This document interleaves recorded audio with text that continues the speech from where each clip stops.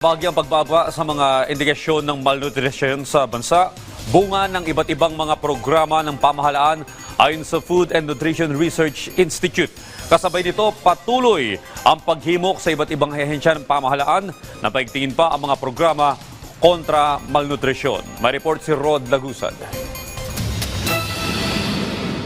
Bagyang bumaba ang ilang indicator ng malnutrisyon sa bansa gaya na lang pagdating sa stunting o pagkabansot ayon sa Food and Nutrition Research Institute o FNRI ng Department of Science and Technology. Base sa nilabas na 2023 National Nutrition Survey, bahagya lamang ang pagbaba ng stunting itong 2023. Mula sa 19.7% noong 2021, buwaba ito sa 17.9% noong nakaraang taon para sa mga edad 5 hanggang 10.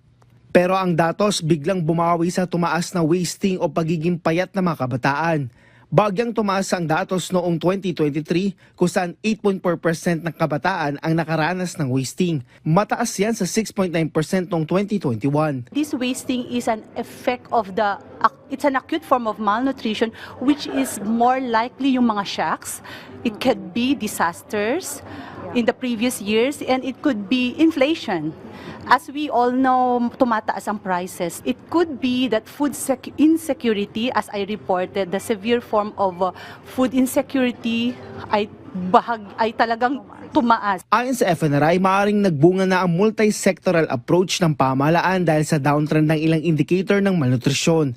Gaya na lang ng programa ng Department of Health na nakatutok sa nutrisyon ng bagong panganak na sanggol hanggang sa ika-1,000 araw nito. At pagdating naman sa feeding program ng DSWD at DepEd. We cannot really directly pinpoint that supplementary feeding, but in a way, because it already shows the results of the NNS, wherein we have seen some improvements in the nutrition of school-age children. What we can say is maybe those programs in place in the schools as delivery platforms as well as at the community level as delivery platforms are working. Binigyang diin naman ng FNRI ang kahalagahan ng pagtutulungan ng iba't ibang ahensya ng gobyerno at NGO para mabawasan ang malnutrisyon sa bansa. Rod Lagusad para sa Pambansang TV sa Bagong Pilipinas.